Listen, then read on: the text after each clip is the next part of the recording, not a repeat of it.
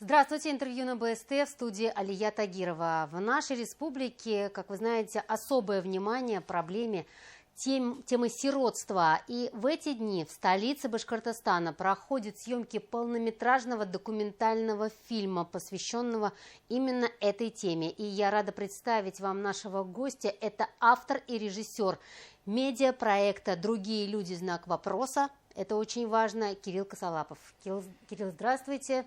Давайте коротко о вашем визите в Башкортостан и об этом проекте. Спасибо, что пригласили так спонтанно. Очень рад быть в Башкирии. Первый раз. Коротко о проекте «Другие люди». Действительно, знак вопроса – самая главная часть названия. Наша задача не разделить людей, а задать, наверное, себе вопрос и зрителю вопрос. А те, кто занимается в том числе темой сиротства, помогает детям не попадать в учреждения, они другие, или мы всегда можем стать и этой командой тоже, и тоже приложить руку к тому, чтобы ребенок никогда не попадал в детский дом. Сейчас мы снимаем 11-й фильм проекта, и для нас это первый полнометражный документальный фильм. Мы рассказываем о лучших практиках по всей стране. Мы общаемся и с некоммерческими организациями, с фондами. Мы были в Новосибирске, мы собираемся в Кострому, естественно, там Питер, Москва, Тюмень, вот сейчас у вас. И мы подсвечиваем в том числе лучшие региональные инициативы. И то, что сделано и делается в Уфе, кажется нам очень интересным, кажется нам очень важным. Мы хотели бы это показать. Мы хотели бы показать и межведомственную работу, то, как согласована она.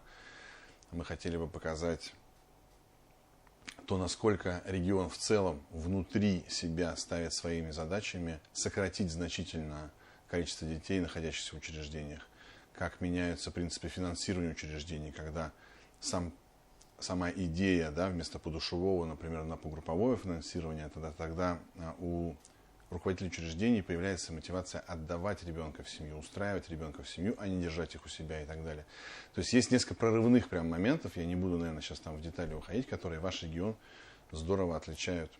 Вы знаете, у нас мы лидеры в том, что у нас очень много приемных семей. Но вот какая-то философия такая, чтобы, да, мы от детей-сирот никуда не денемся, они будут появляться, но вот постараться сделать так, чтобы быстрее из семьи в семью. Но вы, я обратила внимание, взяли тех героев, которые были сиротами и сейчас на грани того, что их дети могут стать сиротами. Да, потому что часто, я думаю, ни для кого не секрет, это речь идет о династийном сиротстве, о повторяющемся неблагополучии. То есть статистика, которая есть, она довольно грустная. 90% выпускников детских домов не доживают до 40 лет. Потому что они не знают, как жить, не умеют жить, не социализированы. Самое главное, что им не на кого опереться. И те инструменты, которые мы подсвечиваем, как раз меняют и эту драматическую ситуацию. В 50% случаев, скорее всего, выпускники детских домов отдадут своих детей в учреждения, потому что не знают, как воспитывать детей, не знают, что такое семья, у них никогда не было этой модели перед глазами. И поэтому, показывая сейчас те проекты, которые позволяют предупредить эту ситуацию, то есть зайти до того, как ребенок оказался в учреждении, помочь еще до того, как в семье случился кризис, нам кажется очень важно. Потому что если такие практики, такой опыт мультиплицировать по всей стране, я верю в то, что Россия может отказаться от детских домов совсем. Вот мы сейчас на съемке с вами дальше едем как раз в 9-й детский дом, который у нас закрыт, и будем надеяться, вот для чего вы снимаете этот фильм, для кого, чтобы в очередной раз напомнить о сиротах, или большая задача стоит, вот действительно закрыть все детские дома? Смотрите, когда мы говорим закрыть, тут кажется так чуть-чуть волюнтаризмом таким, дает. Мне не хочется, знаете, закрыть или переименовать, есть еще у нас такой путь, да, взять, переназвать, например, детские дома. Семейный центр. И все, и как будто нет детских домов, и проблема решена. Нет. Мы ставим перед собой задачу показать обществу в целом и власти в том числе, что такие модели есть. Вместо того, чтобы помещать там в центре временного размещения, можно переместить ребенка во временную замещающую семью. Просто таких семей должно быть больше. Их надо хорошо оттестировать, их надо хорошо понять, какой глубинный настоящий смысл, какая настоящая мотивация взять этого ребенка. Но есть семьи, которые своих, например, детей вырастили же. И они говорят, мы в длинный трек не готовы взять, усыновить ребенка.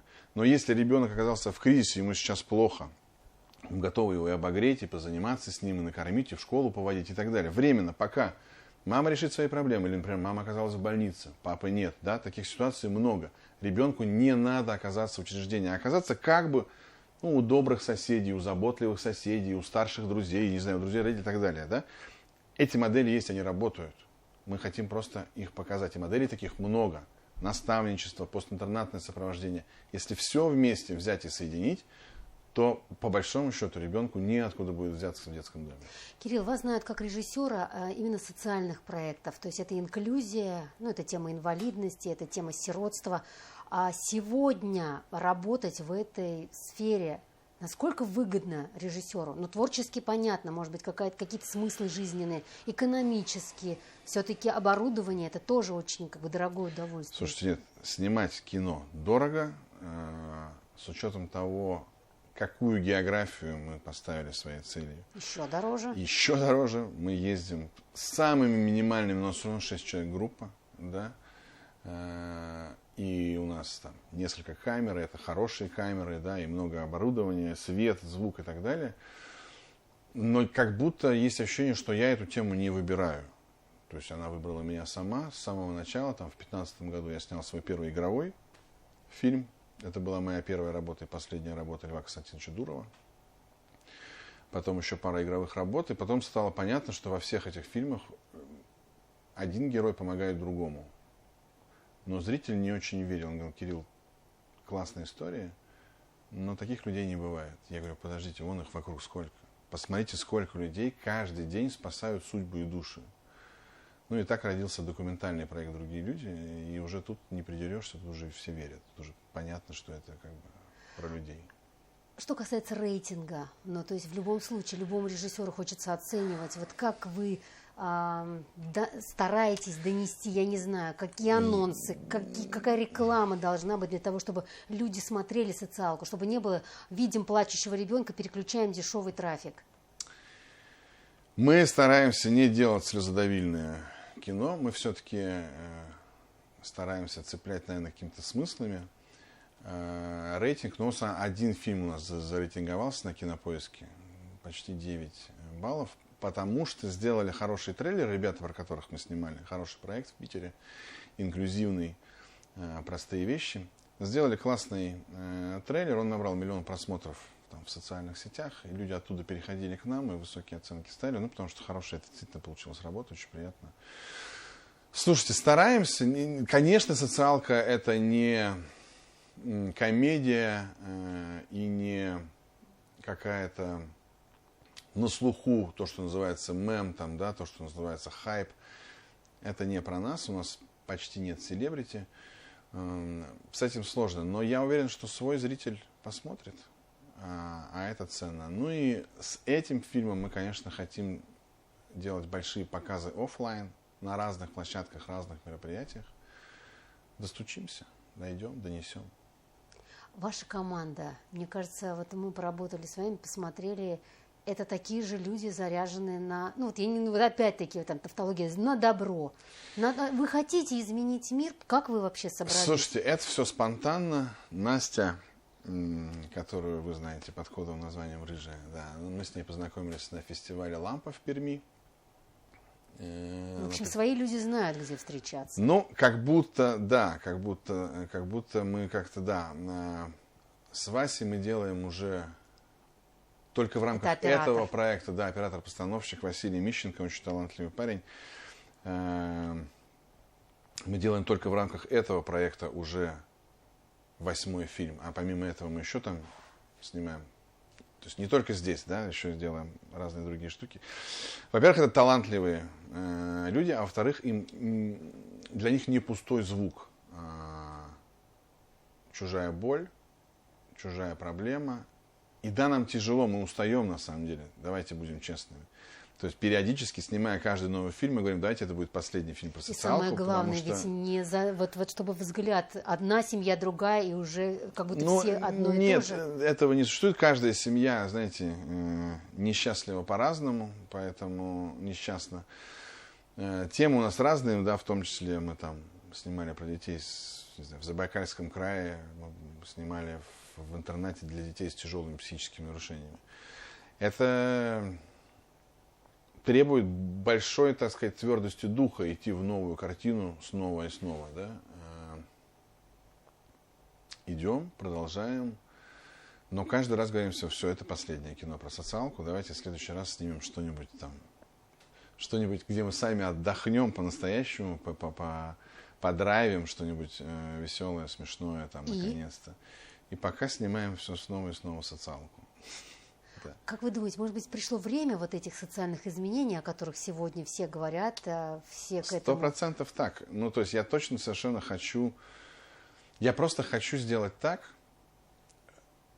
чтобы усыновление ребенка, чтобы приемные дети стали у нас в стране, в нашем обществе, такой же нормой и таким же предметом гордости для родителей, как хвалиться своим ребенком, получившим золотую медаль, поступившим в престижный вуз или добившимся еще каких-то успехов. И стало бы нормой, перестало бы быть стигмой, перестало бы быть страхом. То есть, грубо говоря, если мы снимаем какой-то сериал, где в семье есть 5 детей, пусть 2 из них будут приемными, например. И тогда, через какое-то время, у следующего поколения это будет нормой. И тогда точно совершенно у нас не будет детей в детских домах. Кирилл, когда премьера фильма? Мы стремимся к 1 сентября. Мы стремимся к 1 сентября, потому что это День знаний, а мы все-таки про то, чтобы познакомить страну с теми возможностями, которые есть. Я глубоко убежден, что о многих инструментах, которые сегодня в некоторых регионах добиваются феноменальных результатов, люди просто не знают.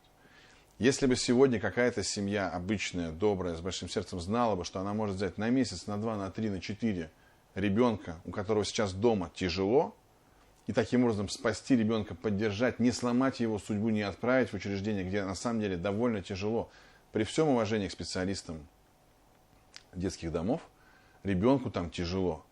Я уверен, что огромное количество семей захотели бы прийти и сказать, мы тоже готовы. Помогите нам, научите нас, и мы будем также двигаться в эту сторону. Спасибо большое, Кирилл. Дорогие друзья, я напомню, что мы беседовали с Кириллом Косолаповым, автором и режиссером проекта Другие люди. Где знак вопроса. Самая главная часть названия. Кирилл, спасибо. Хочется верить, что действительно благодаря вашим работам, конкретно этому фильму, как можно больше родителей скажут детям, сиротам, пойдем домой.